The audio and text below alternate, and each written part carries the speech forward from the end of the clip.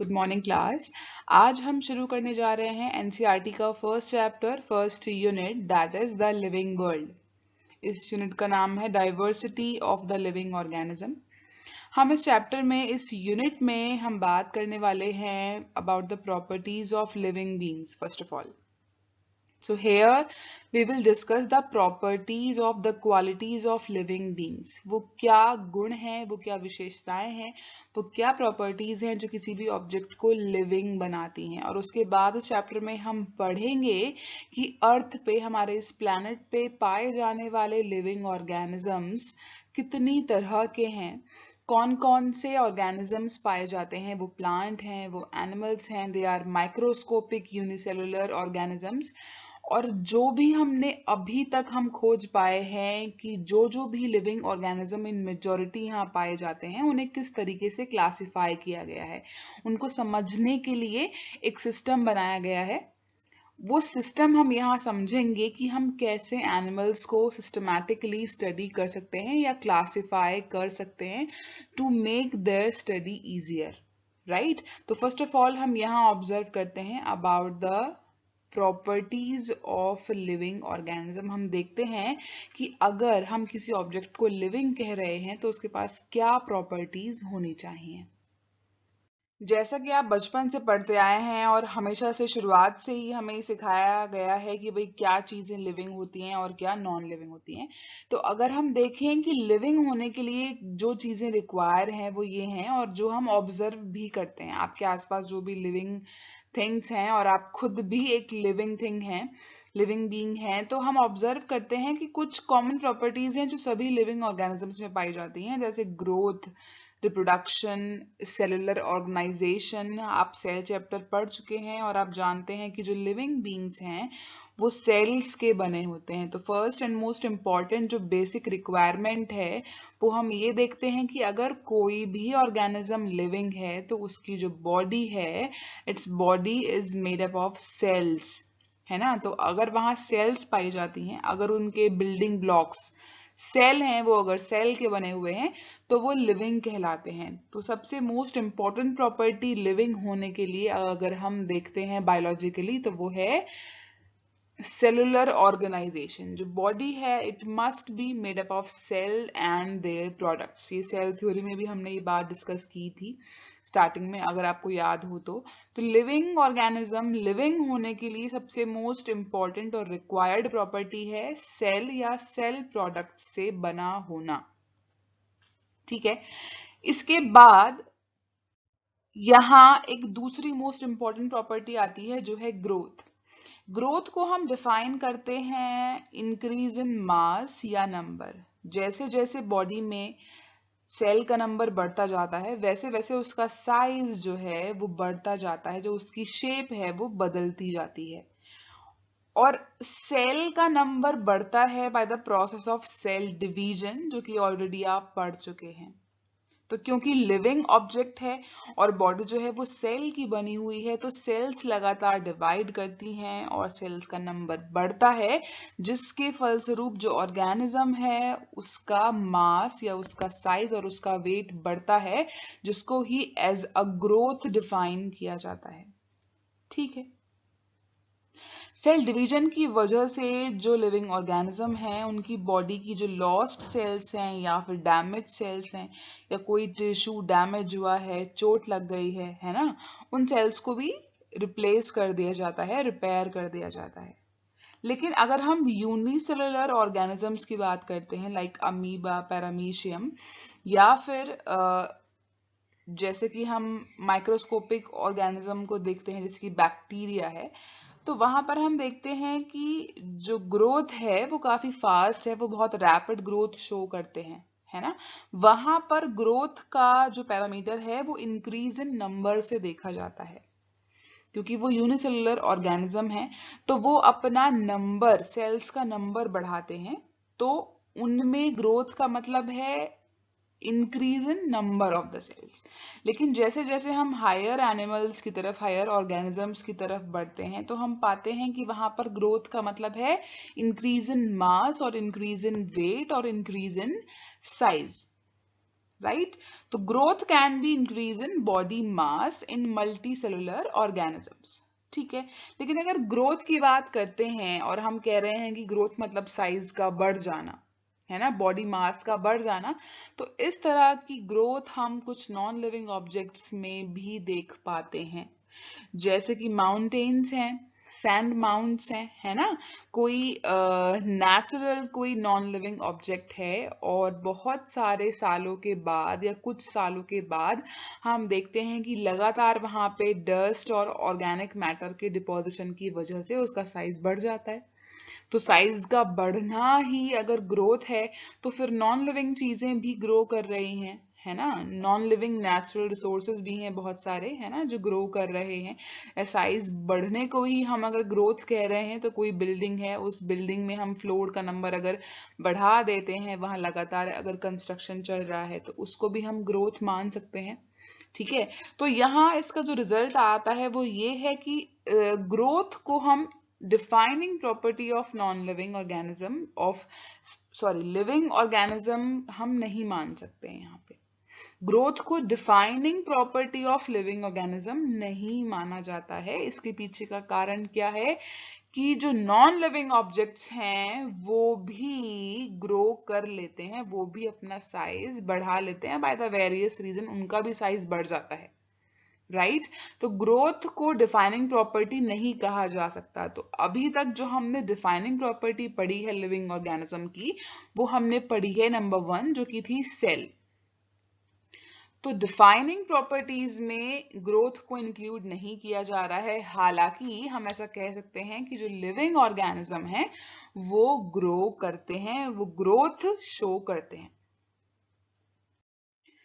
चलिए इसके बाद डिस्कस करते हैं about a very unique property that is reproduction.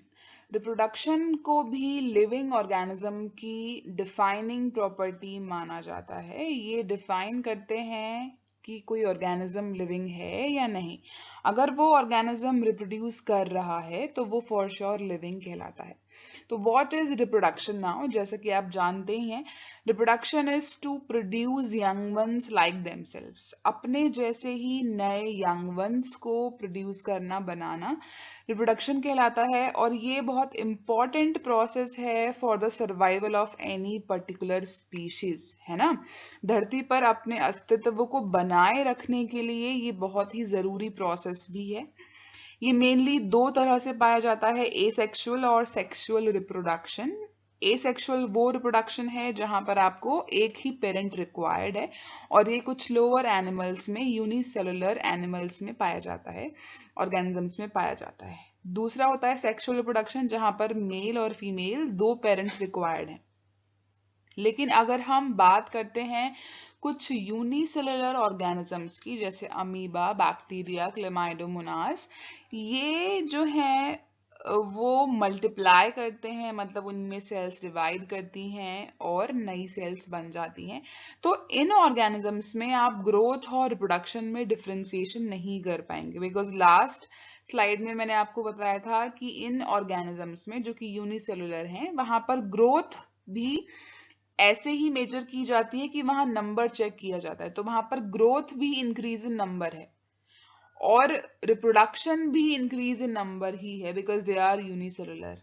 तो इन ऑर्गेनिजम्स में आप ग्रोथ और रिप्रोडक्शन को बहुत पर्टिकुलर नहीं कर पाते हैं, ये एक अनक्लियर कॉन्सेप्ट ही रहता है। तो बाकी सभी जो हायर एनिमल्स हैं, प्लांट्स हैं, ऑर्गेनिजम्स में हैं, वो रिप्रोड्यूस करते हैं, वो अपने जैसे यंग वंस बनाते हैं और लिविंग कहलाते हैं। हालांकि हम देखते हैं कि बहुत सारे ऐसे लिविंग ऑर्गेनिजम्स हैं जो रिप्रोड्यूस नहीं कर पाते हैं, जैसे म्यूल्स, है ना, खच्चर, या फिर स्टेराइल वर्कर भी हैं, या बहुत सारे ह्यूमन कपल्स भी हैं जो हम सुनते हैं कि जो बेबी प्रोड्यूस नहीं कर पाते हैं। लेकिन इसका मतलब ये नहीं है कि वो नॉन लिविंग है। अगर वहां पर रिप्रोडक्शन नहीं हो पा रहा है तो उसके लिए कोई मेटाबॉलिक डिसेबिलिटी, है ना, कोई डिजीज या कोई जेनेटिक डिसेबिलिटी रिस्पॉन्सिबल है कि किसी कमी की वजह से वहां पर जो है वो रिप्रोडक्शन नहीं हो पा रहा है। बाकी नॉर्मल कंडीशंस में जो भी लिविंग बींग्स हैं, आइदर दे आर प्लांट और दे आर एनिमल्स और दे आर माइक्रोस्कोपिक बैक्टीरियाज, ये सभी जो हैं वो रिप्रोडक्शन शो करते हैं।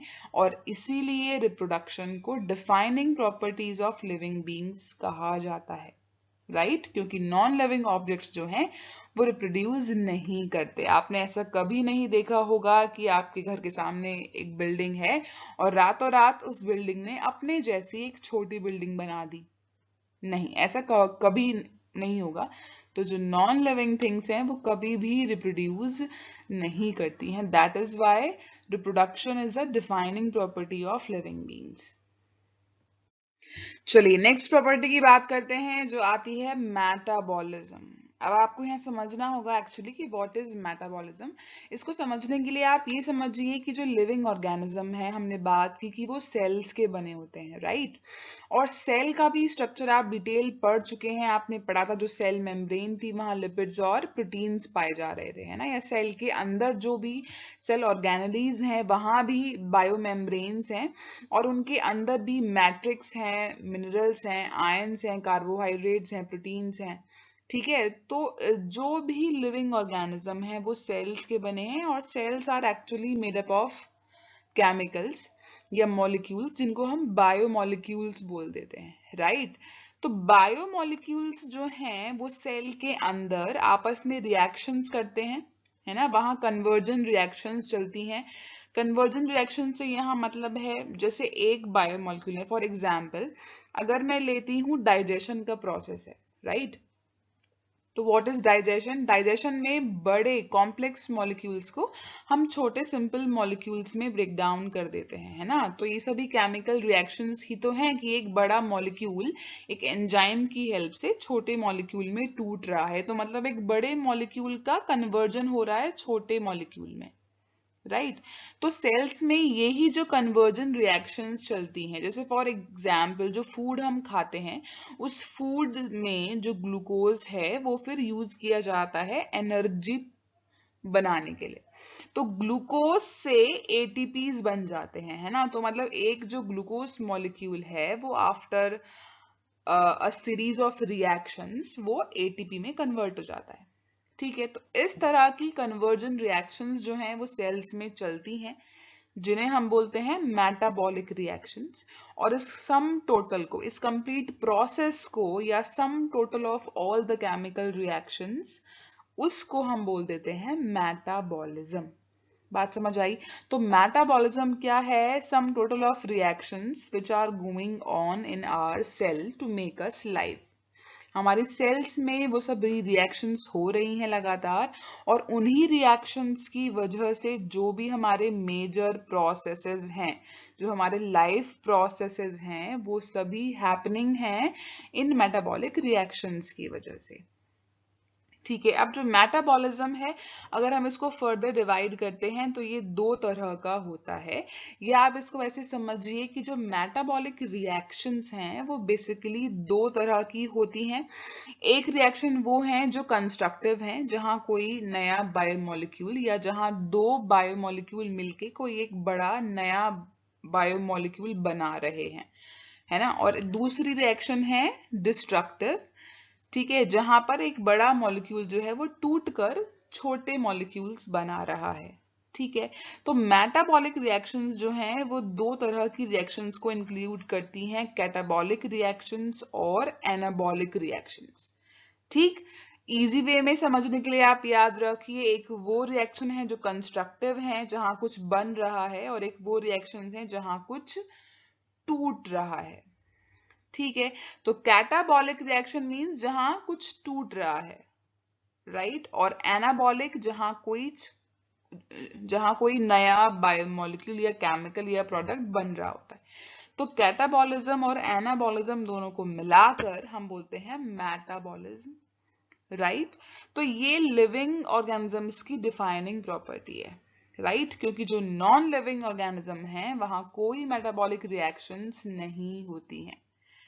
क्लियर? इतनी बात समझ आई? तो मेटाबॉलिज्म को कहा जा रहा है डिफाइनिंग प्रॉपर्टी, क्योंकि अपने आप में किसी रिएक्शन का होना, कोई रिएक्शन है और वो हो रही है तो उसको लाइव माना जाएगा, उसमें लाइफ मानी जाती है।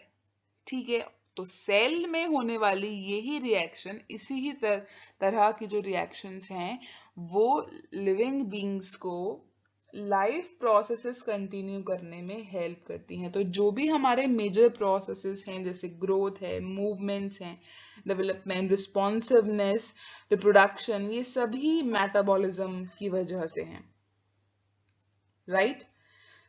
तो इसी कारण से हम अगर लाइफ को डिफाइन करते हैं ना कि life is a unique complex organisation of molecule that express itself through chemical reactions which lead to growth, development, responsiveness, adaptation and reproduction. Life को अगर हम मेटाबॉलिज्म की दृष्टि से डिफाइन करते हैं तो मैं एक बार फिर से आपको बोलकर बताती हूँ, life is a unique complex organization of molecules that express itself through chemical reactions which lead to growth, development, responsiveness, adaptation and reproduction. Right? तो यहां से हमने ये जाना कि जो मेटाबॉलिज्म है वो अगेन बहुत important defining property of living beings में काउंट किया जाता है।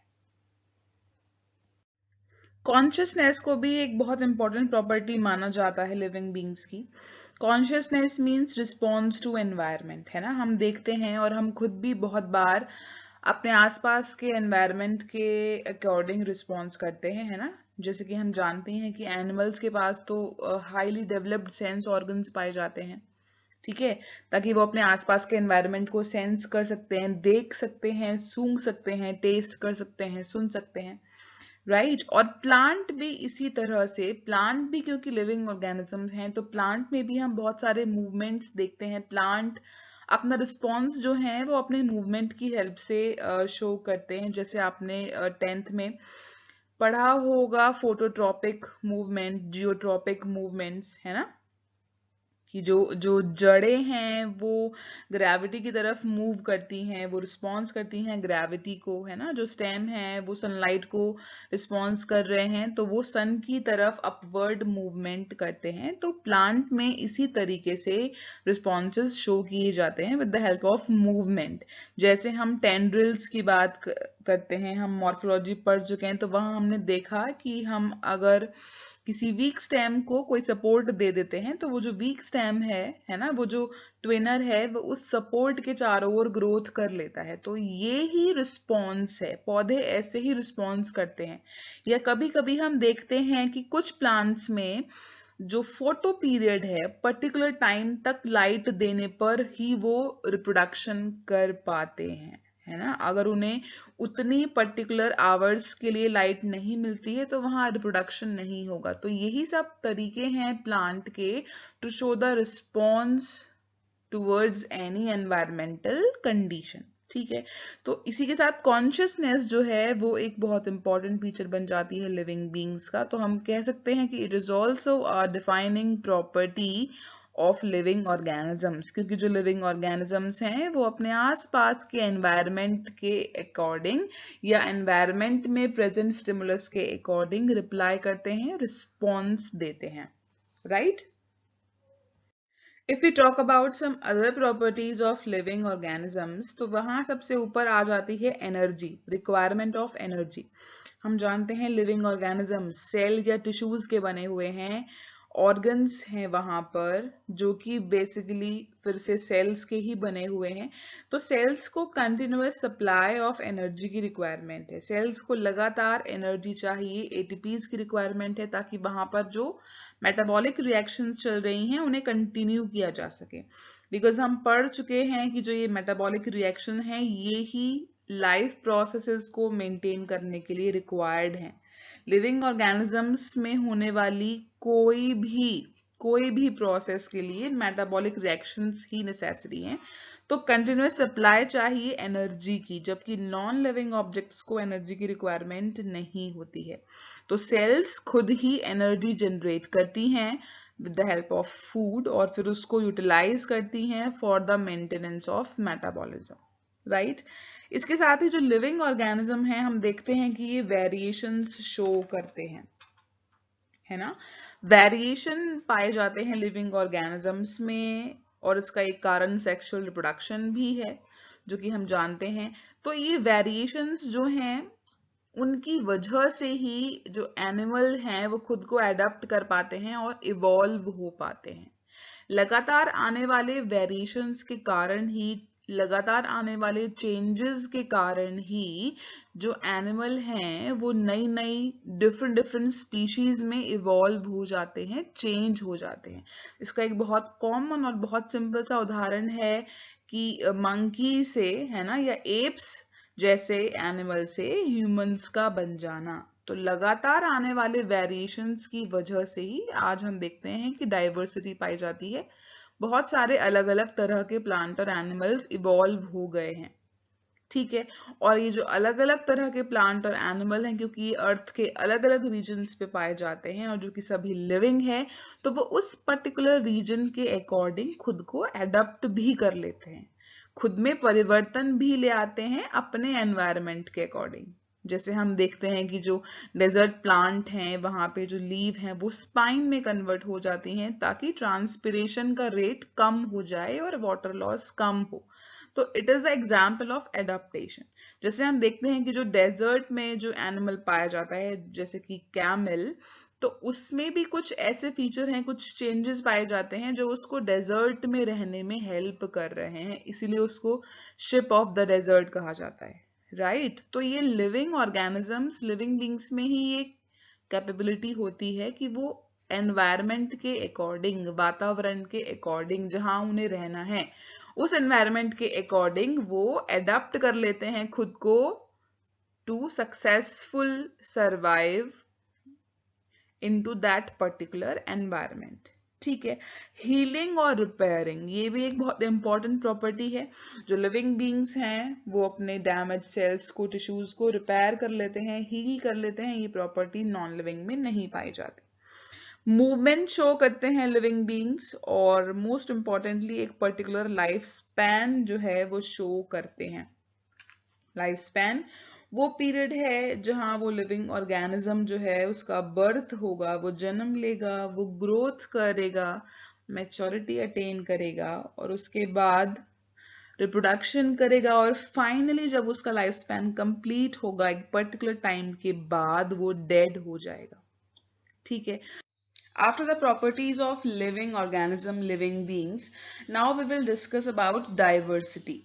Diversity का मतलब है विभिन्नता, variations, right? तो हम जानते हैं अर्थ पे बहुत तरह के प्लांट और एनिमल्स पाए जा रहे हैं. We have a wide variety, wide range of living organisms from the microscopic to the multicellular, highly complex, right? तो biodiversity term used to refer to the number of varieties of plant and animals in region on earth. अर्थ पे पाए जाने वाले wide variety of plant और animal को हम represent करने के लिए word use करते हैं biodiversity. ऐसा अनुमान है कि लगभग 1.7 से 1.8 मिलियन स्पीशीज अभी तक हम डिस्कवर कर चुके हैं लिविंग ऑर्गेनिज्म की, और ये प्रोसेस जारी है, ये लगातार अभी भी कंटिन्यू चल रहा है बिकॉज अमेज़न रेन फॉरेस्ट जो हैं, जिनको लंग्स ऑफ अर्थ भी कहा जाता है, इतने घने जंगल हैं वो कि वहां से आए दिन हर रोज रिसर्च में, डिस्कवरीज में नए प्लांट और एनिमल स्पीशीज हम खोज रहे हैं, राइट। तो अब क्वेश्चन ये है कि इतने सारे ऑर्गेनिज्म हैं, अगर हम चाहें इनको पढ़ना और समझना, या हम ये समझना चाहें कि क्या ये सभी एक जैसे हैं या अलग अलग हैं, तो उस स्टडी को हम कैसे संभव बना पाएंगे, कैसे हम समझ पाएंगे, ठीक है। तो क्वेश्चन है कि कैसे हम इस डाइवर्सिटी को समझ सकते हैं, कैसे हम ये जान सकते हैं कि कौन कौन से ऑर्गेनिज्म हैं, वो किस तरह के हैं, क्या उनकी हैबिट्स हैं, क्या स्पेशलिटी हैं, है ना, किन फीचर्स में वो एक दूसरे से अलग हैं या वो समानता रखते हैं। तो इसके लिए हमने एक सिस्टम बनाया है और बायोलॉजी की वो ब्रांच जिसके अंतर्गत हम ये सभी चीजें डिस्कस करते हैं उसको बोलते हैं टेक्सोनमी। ठीक है, वर्गीकरण विज्ञान, राइट। तो यहाँ 3 मेन कॉन्सेप्ट आप समझिए कि जब भी हम किसी लिविंग ऑर्गेनिज्म को डिस्कवर करते हैं या उसके बारे में जानते हैं, तो सबसे पहली चीज जो फर्स्ट स्टेप है वो आता है आइडेंटिफिकेशन, राइट। जब वो डिस्कवर किया गया तो पहले उसको आइडेंटिफाई किया गया, उसको स्पॉट किया गया कि भाई this is the organism as a plant और एनिमल। ठीक है, मान लीजिए फॉर एग्जाम्पल आप इसको ऐसे समझिए कि आप एक रिसर्च साइंटिस्ट हैं और आपने एक नई वैरायटी, एक नए एनिमल को डिस्कवर किया है, देखा है, जो आपने पहले कभी नहीं देखा था। ठीक है, तो अब क्या स्टेप्स होंगे, आप कैसे उसको समझोगे, कैसे उसको क्लासिफाई करोगे? तो पहला स्टेप क्या है? आइडेंटिफिकेशन। ठीक है, आइडेंटिफिकेशन के बाद आता है नॉमनक्लेचर, उसका नाम रखा जाता है। कोई भी लिविंग ऑर्गेनिज्म है, दुनिया उसे किस नाम से जान पाएगी, तो उसका एक साइंटिफिक नेम रखा जाता है।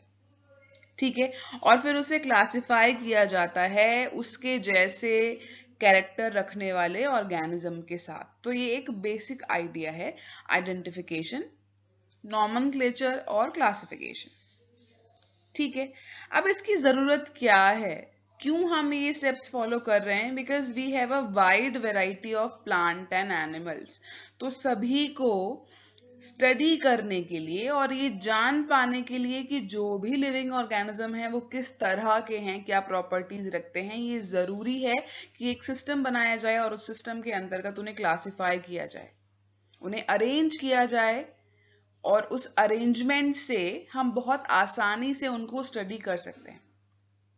ठीक है, मान लीजिए आपको फिशेस के बारे में स्टडी करना है, तो आप फाइलम कॉर्डेटा की सुपर क्लास स्पाइसेस में जाकर ही उनको स्टडी कर सकते हैं। आपको शुरू से लेकर लास्ट तक सारे फाइलम्स को 1 बाय 1 चेक करने की जरूरत नहीं है कि कौन से फाइलम में फिशेस आ रही हैं। अब हमने एक सिस्टम बना लिया है ऑलरेडी कि जो स्पाइसेस, जो सुपर क्लास है, वो फिशेस कैरी कर रही है या वहां पर फिशेस को प्लेस किया गया है। तो आप सीधे उसी क्लास में जाकर वहां उस एनिमल को, उस ऑर्गेनिज्म को स्टडी कर सकते हैं। तो जो स्टडी है उसको इजी बनाने के लिए ये सिस्टम, ये एक पैटर्न बनाया गया है। ठीक है, तो डाइवर्सिटी जो है उसका पर्पस है अर्थ पे पाए जाने वाले लिविंग ऑर्गेनिज्म को स्टडी करना, उन्हें अरेंज करना to make their study easier, right. इसके 3 मेन स्टेप हैं, आइडेंटिफिकेशन, क्लासिफिकेशन और नॉमनक्लेचर, राइट। नॉमनक्लेचर से यहाँ मतलब है साइंटिफिक नेम देना। हर ऑर्गेनिज्म, प्लांट या एनिमल, सभी के पास क्या है, एक साइंटिफिक नेम है जो पूरी दुनिया में, पूरे वर्ल्ड पे एक ही रहेगा। तो पूरे सभी लोग सभी जगह पर किसी ऑर्गेनिज्म का जो साइंटिफिक नेम है वो कॉमन रहता है। जो लोकल नेम्स हैं वो अलग अलग हो सकते हैं, बट साइंटिफिक नेम एक ही रहेगा, राइट। तो जो प्लांट का क्लासिफिकेशन है, प्लांट का जो नॉमेनक्लेचर है, वो किया जाता है on the basis of ICBN, it is international code for botanical nomenclature. ठीक है, हमने एक सिस्टम बना दिया कि जो प्लांट है, प्लांट का नॉमेनक्लेचर और क्लासिफिकेशन इस हिसाब से किया जाएगा। तो it is ICBN, international code for botanical nomenclature. ऐसे ही जो एनिमल्स हैं, एनिमल्स की नेमिंग की जाती है according to the ICZN, international code of zoological nomenclature. ठीक, उसके अकॉर्डिंग ही हम किसी भी नए मिलने वाले एनिमल का नाम रख पाते हैं। तो आप ऐसे मान लीजिए कि ICBN और ICZN, they are like the rule books for nomenclature. तो ICBN for plants and ICZN for animals, और इनकी जो फुल फॉर्म्स है वो एग्जाम में पूछ ली जाती है, तो आपको ये ध्यान रखनी है, right. Scientific name ensures that each organism has only one name. बात समझ आई? साइंटिफिक नेम ही ये इंश्योर करता है कि एक तरह का एक ही ऑर्गेनिज्म हो, ताकि समझने में और पढ़ने में और उसको डिस्क्राइब करने में आसानी हो। तो नॉमेनक्लेचर के लिए द सिस्टम ऑफ नेमिंग में जो मोस्ट पॉपुलर सिस्टम है वो है बायनॉमियल नॉमेनक्लेचर। आपने अभी फ्रूट्स के बॉटनिकल नेम याद किए थे, तो जो भी नाम आपने याद किए थे उन सभी में 2 वर्ड्स थे, है ना। It consist of 2 words. तो वही है बायनॉमियल नॉमेनक्लेचर, जहां पे 2 नाम दिए जाते हैं उस पर्टिकुलर ऑर्गेनिज्म को, ठीक है, तो this system is first introduced by Carolus Linnaeus. एक साइंटिस्ट हैं कैरोलस लीनियस, इन्होंने पहली बार इस सिस्टम को इंट्रोड्यूस किया और अपनी एक बुक में पब्लिश किया, जिस बुक का नाम है सिस्टमा नैचुरी। ये बुक का नाम आपको ध्यान रखना है। ही पब्लिश द बुक सिस्टमा नैचुरी, और इस बुक के अंदर इन्होंने बायोलॉजिकल क्लासिफिकेशन को डिस्कस किया था। ठीक है, तो यहाँ दो नाम दिए जाते हैं। First name will be generic name and the second name will be specific or species name। ठीक है, इन्होंने कुछ रूल्स भी दिए हैं कि नॉमेनक्लेचर के लिए क्या रूल्स हम फॉलो करते हैं। They are biological names are generally Latin and written in italics. ये जो नाम है ये लैटिन नेम्स हैं, ये लैटिन एक लैंग्वेज है, उस लैंग्वेज में नेम दिए जा रहे हैं और इनको लिखा जाता है इटैलिक्स में, right. First word represents genus and the second word denotes specific epithet या species। ठीक है, तो जो second name होता है एक्चुअली वो ही उसका specific name होता है।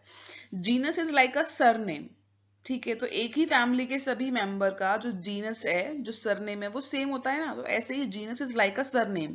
तो जीनस सेम मिल सकता है दो ऑर्गेनिजम्स का, बट जो सेकंड नेम है, जो स्पेसिफिक एपिथेट है, वो पर्टिकुलर होता है। वो कभी भी दो ऑर्गेनिज्म का सेम नहीं मिलेगा आपको, बिकॉज वो ही उसका स्पेसिफिक नेम होता है।